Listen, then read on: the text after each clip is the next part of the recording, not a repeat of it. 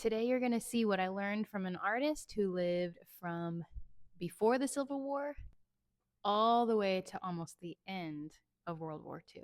Cecilia Beaux.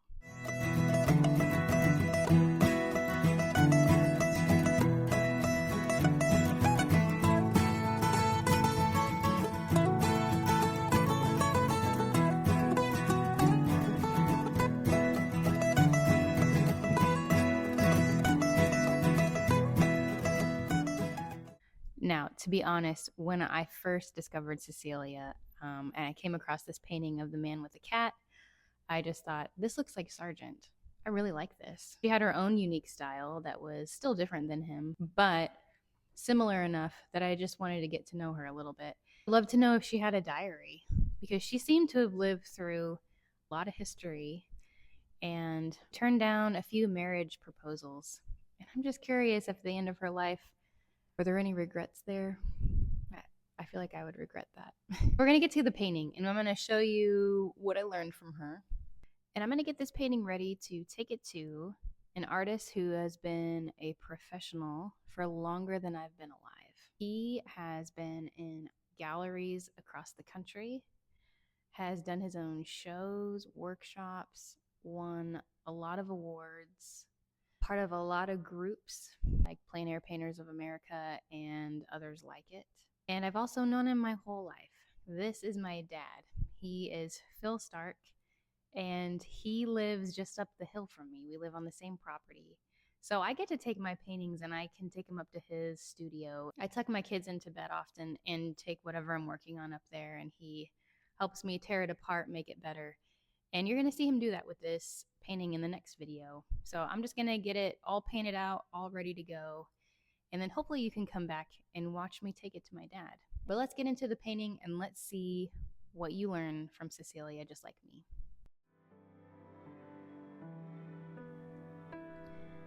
The painting I'm working on tonight is called Man with the Cat. My kids actually had some guesses on who this guy was, and one of my kids said, he just looks like a veterinarian, and he asked somebody to do his painting. And I kind of thought they'd be right. And the more I looked into it, the more I just saw it's just Man with the Cat, and the guy is actually her brother-in-law. The painting that I'm working on right now, it was on a 34 by 48 canvas. I'm doing it on a smaller scale, so I'm going to struggle a little bit with details. I'm going to have to really simplify. It was painted in 1898. This is oil, just like I'm working on. And if you ever want to go see it, it's in the Smithsonian American Art Museum. Cecilia Beaux was an American Impressionist. She was born in 1855 in Philadelphia, Pennsylvania. And even though her father died when she was young and her family faced significant challenges, her mom still really encouraged her to keep painting, keep drawing. And just like many kids, she would sketch family members and friends, and she would just show them off to anybody who would see them. But it was in her teenage years that she started to take art really seriously. So she sought some formal education at the Philadelphia High School for Girls. She did really well with both academics and art, which really was important to her parents. Growing up in Philadelphia really was a benefit to Cecilia. This was a thriving art scene of the United States, and it really was just fertile ground for her to grow, try different things in her creative endeavors. There were museums and galleries in the city that she was able to see different styles and movements. She went from the Philadelphia High School for Girls to the Pennsylvania Academy of Fine Arts. This was the best place in the United States at the time, one of the most prestigious art schools. So she went there in 1876, studied a lot of different things like still lifes and landscapes, but this is where she really saw her heart was set on portraiture. Now from the academy, she traveled to Paris just like many artists of the day, because this was the epicenter of the art world at the time. Here she studied under a lot of the Impressionists, and she began to just grow significantly here and find her own artistic voice.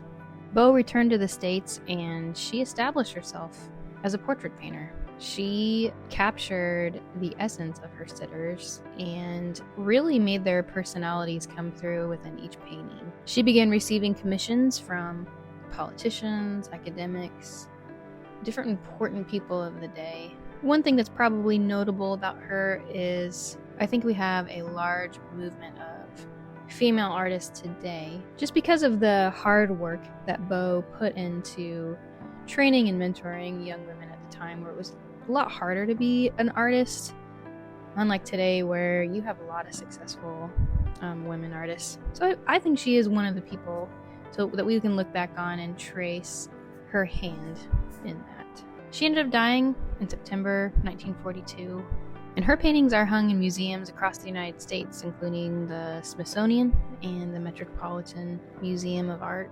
I picked her because I really do feel like she captures movement, light, and personality in her figures. There isn't a stiffness, but there's a lot of bright personality in her paintings.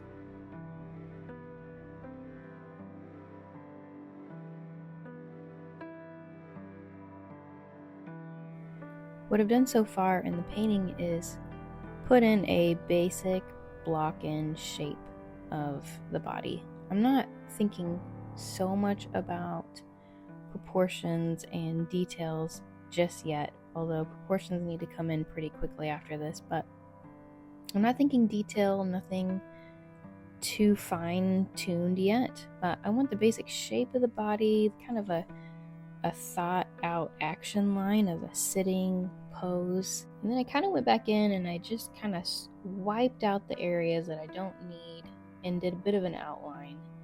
Did some shadow pattern there on the face, and I put in some shadows on the coat.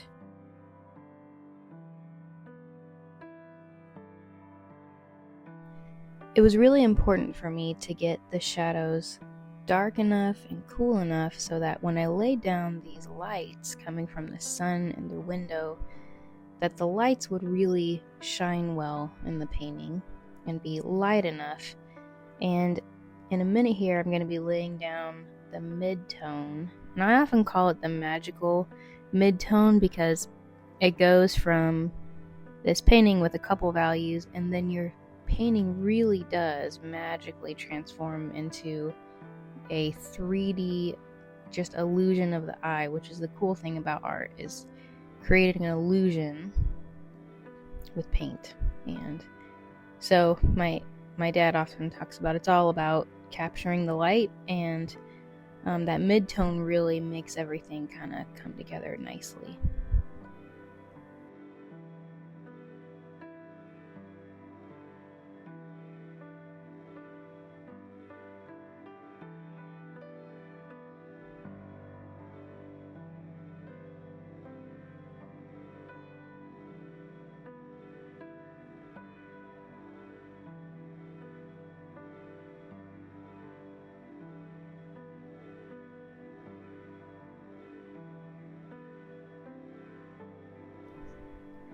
Do you see what I mean when I lay down this mid-tone? Your eye sees the coat differently now. It's coming off of the canvas almost like he's about to stand up and walk over to you.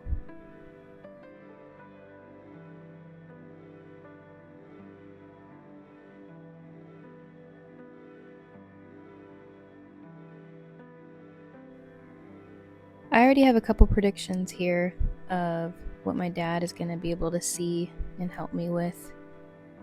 I feel like he's going to say something about some proportions and how I'm off in the shoulders.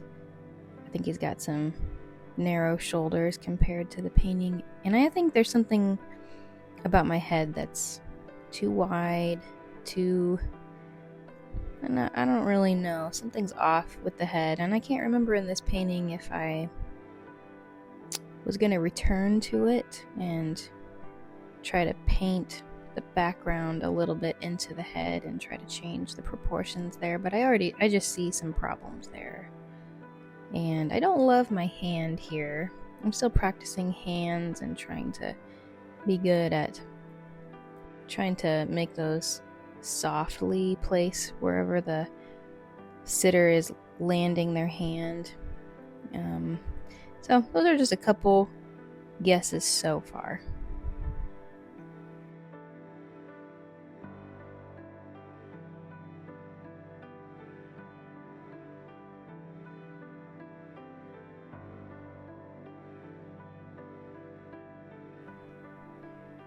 Getting this mustache right felt important to me, but I don't think I nailed it quite like I wanted to, and quite like Cecilia did in this painting that she did. Hers is effortless and gives just a soft sense on the sides of this guy's insane mustache. It was difficult because it's the same color here as the background, and I really thought as I was working through it that my values were different here. And I think it worked okay for my first time ever painting a mustache, but that's okay. I'm learning, and hair can be hard to give the right soft edges versus hard edges, and can be hard to find those values in hair sometimes, particularly mustaches.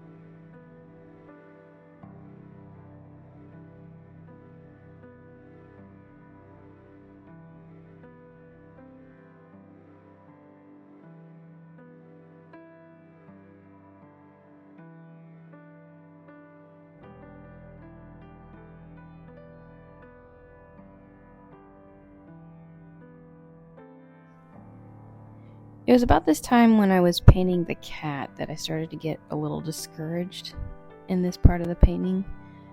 I really wanted to capture the detail that she had on this cat, even though I still want to be loose. I'm just trying to capture an impression of what I see, kind of like she did. But I forgot, I just started forgetting that she had probably triple the canvas that I had when she painted this. So she had a much bigger canvas to work with to capture more of this cat. So I still had a lot of fun figuring this little cat out, trying to see what would work. There's really only two values here that I see, not a lot of that magical mid-tone that I love so much, but it was good for me to stop and remember, oh yeah, she's working with a much bigger canvas. This is just a little study that I'm working on. So I didn't worry about it after that. It was just fun to finish up that little cat.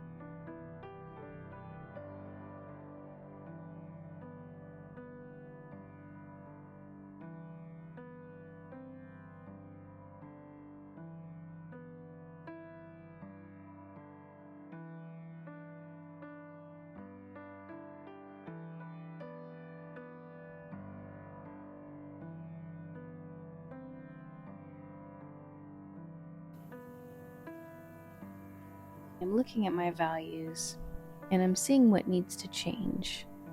So I'm taking the lights on the face and I'm making them a lot lighter than what I had before.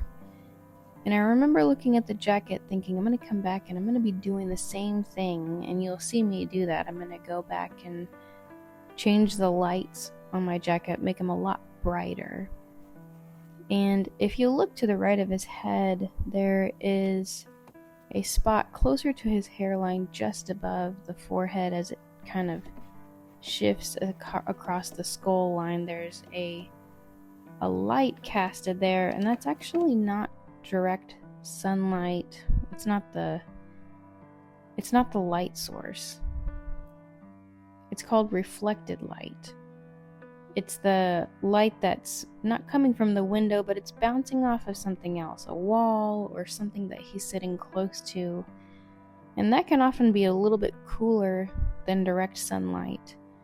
And I'm going to try to do that in this painting. Whether or not I do that totally successfully in this one, I don't know, but I am working on it. That is one thing that I'm trying to look for in my paintings is there reflected light? And I think if I get better at that, it will strengthen my paintings.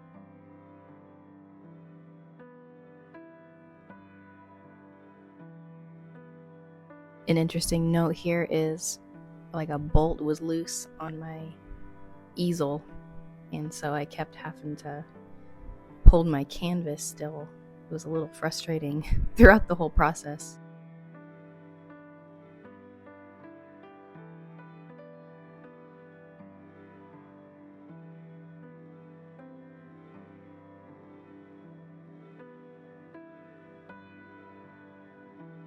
Now I'm just trying to finish up this painting by using my background color to shape up the figure. If I don't like the outline of the figure, or I think something is too big or too short, I can use this background color to shape in the figure and fix problems that you see in your painting, instead of trying to go in and color in some more of his jacket, or trying to paint over this background color. I just use the background color to shape things and fix my painting.